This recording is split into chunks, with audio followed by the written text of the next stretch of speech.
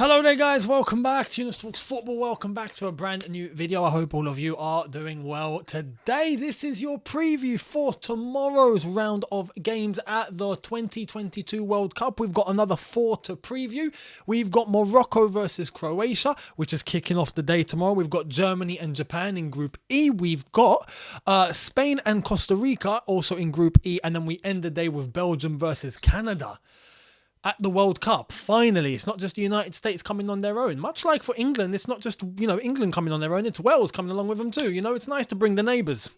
We're very, very, in a very joyful mood this World Cup. We're bringing all the neighbours. And tomorrow's round of games is going to be very interesting, much like today's round of games. I'm going to give you my match review on what has been a blockbuster day so far at the World Cup, because we've got the biggest shock, I think, in World Cup history. And I will go down into detail with that with you later on in my match review for all the games today. That will come later today after the France-Australia game. So keep your eyes peeled and make sure you guys are subscribed.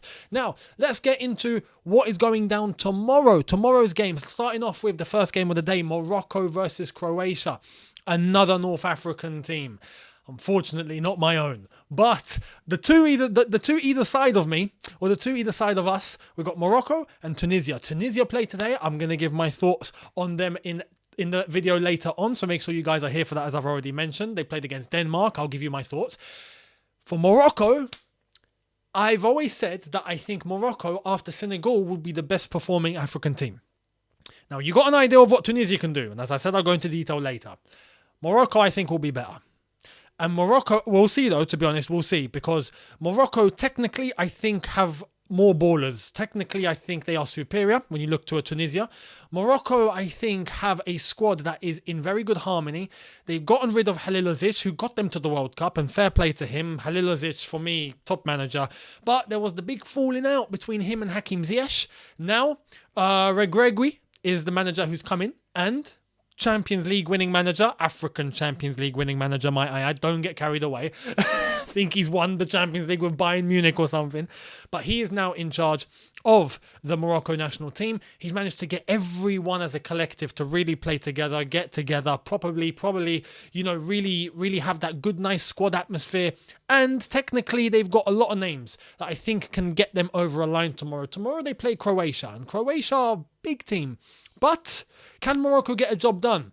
Morocco, for me, as I've said, technically they've got a bunch of good players. We all know Hakimi, we all know Hakim Ziyech. If there's other names that I'm going to pick out, honestly, I think when you're looking at Amrabat in midfield, Fiorentina, I think he's going to be key. Boufal, if he is going to start, we know Boufal from his time at Southampton. Now he plays in France. So there is Boufal to think of. Up front, they've got names like Harit, Hamdallah, Al-Zalzouli, who I think is going to be key for them. I think overall they've got a nice balanced squad. And defensively, I think they're better than what they used to be. Morocco have managed to get a bunch of young, talented lads to really progress and develop. We've not really heard from Morocco for quite some years. I think this is going to be the first time we really get to hear about them properly. And they might put themselves on the map. Now, when you're looking at Croatia and the team that they're going to be playing, Croatia are an aging squad, if we're being completely honest. But they've got talent. They've got experience. They might be able to really lay upon that. To get them over the line. When you're looking at the team that they have, for example, in midfield, 3 names come to mind immediately: Modric, Kovacic, Brozovic. That 3-man midfield is deadly on their day. We all saw that when they played against England in the last edition of the World Cup and they knocked us out. They've got talent. And not just that, they've got other names. We all know Sosa plays in Germany. We all know, Lovren. We know Lovren. We've heard of him. Pasalic, Vlasic. And I think up top, they've got names that are decent. Is it going to be enough, though? Perisic, we know. But is it going to be enough in terms of their strike force? We'll see. But in midfield, I do look to Croatia to dominate. And in midfield is where games can be won or lost. And I think Croatia are going to try and use that to their advantage. Defensively, Croatia weren't so good before. Now they've got names like Gvardiol. And I feel like there's going to be a big opportunity for a player like Gvardiol to really try and put himself on the map in terms of world-class players, because we know he's a talented defender. This is a big opportunity for him.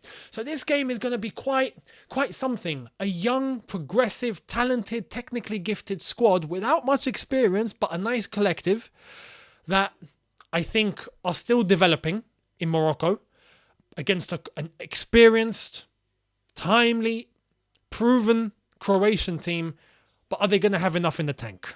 So for this, look, this World Cup, especially today, has been full of shocks. So I am honestly looking to this as a potential shock. I am going to go with Morocco 1, Croatia 0, just for the bants. Just for the bants, and I honestly hope Morocco do well. But I am going to go with a Morocco win. A surprise first day Morocco win, and then I do think Croatia will end up making it out of the group.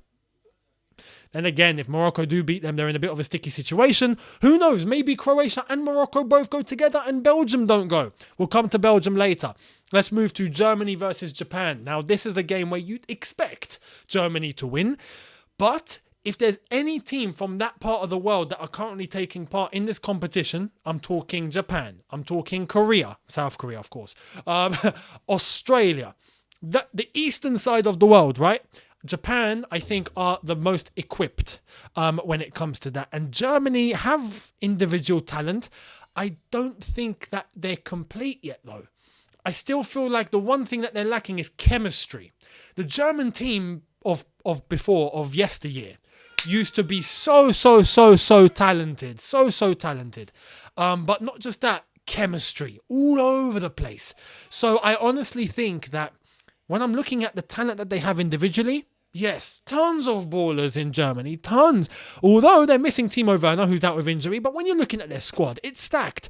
In defense, Süle, Kehrer, Rudiger, Ginter. In midfield, Kimmich, Götze, Brandt, Hoffman, Goretzka, Gundogan, Kai Havertz, Musiala is a name that I think we need to pay attention to, and I think is going to play very, very well. Up top, Sane, Muller, Gnabry, they've got names. But collectively as a group, I still think they need to be given time to properly gel. So we'll wait and see. But when you're looking to Japan, can they cause a shock? I think if there's an opportunity to do that, it's now. Mr. Tomiyasu. And when you're looking at the Japanese team, they've got players that are playing all across Europe. They're not players that are playing in the Japanese league or anything like that, despite them having a few lads that do. But there are players that play Arsenal, Dortmund, Mönchengladbach, Stuttgart. I mean, there's a lot of them in Germany. Brighton, Mitoma. We know Mitoma from Brighton. Maeda from Celtic. So there are names there that are playing in top leagues across Europe. As a team, I feel like that they are going to be quite stacked. And I feel like that they have enough to potentially cause an upset. Then again, we're looking at upsets. I'll get to that in the video later on. Do I think Germany will still get over the line? Realistically, yes. And I'm going to go with a 1-0 win. Because I feel like up top, maybe Germany are not going to be as potent as people expect. I don't expect Germany to go far. I feel like they're a team that's going to be possibly like, well, I say possibly like England. England have had a blinding start. But Germany, I think, are a team that are probably going to make the quarterfinal and then get eliminated. So I am going with Germany 1, Japan 0. But you never know. Look out for Japan. They might cause a surprise. Let's move to Spain versus Costa Rica. Now, Spain are, for some people, favourites. And looking at them, I can see why they are a young, talented team. Just like I described Morocco. They're a team that's coming through, brand new. The Spain of old are gone. The one player that I'm looking at in terms of the Spain of old, actually two, is Azpilicueta and Sergio Busquets. Those are the two that I'm looking at in the squad and going, yeah, you guys are old. You guys are still hanging about. Although Azpilicueta, legend, love Aspi.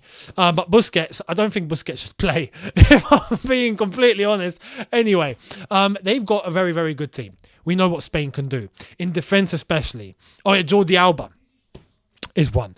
Garcia, Torres, Carvajal. You're looking at the experience of Azpilicueta, for example. Laporte, they've got a very good defence. In midfield, Gavi, Pedri, those are two names that are immediately going to be dangerous. You just know this.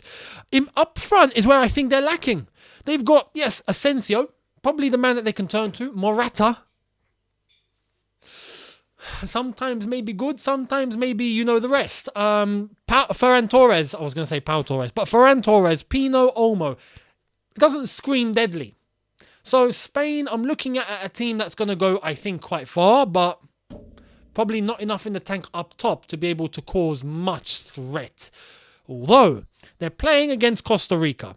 Now, Costa Rica, just like Saudi Arabia, I'm looking at and I'm thinking, you're not really going to do much. But again, I'll come to the Saudis later on in the second video tonight. Costa Rica, I'm going to give you a message overall about these little teams in the video later. I'm not going to underrate Costa Rica.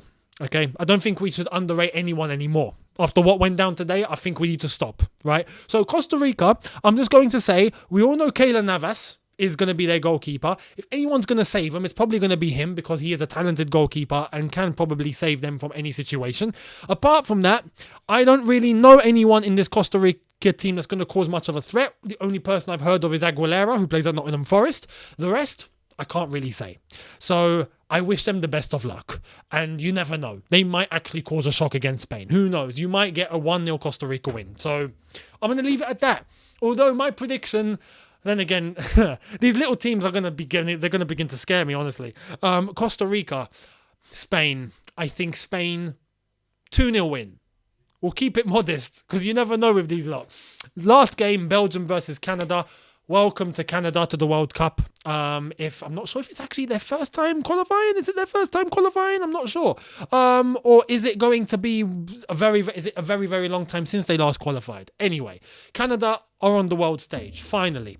And a couple of names that immediately scream is Alphonso Davies, Jonathan David, right? Those two, everyone knows. Plays for Lille, plays for none other than Bayern Munich. Those are going to be deadly. They have talent. They got players that are scattered across, again, some of the top leagues across Europe, including midfielder Estaquio, plays at Porto.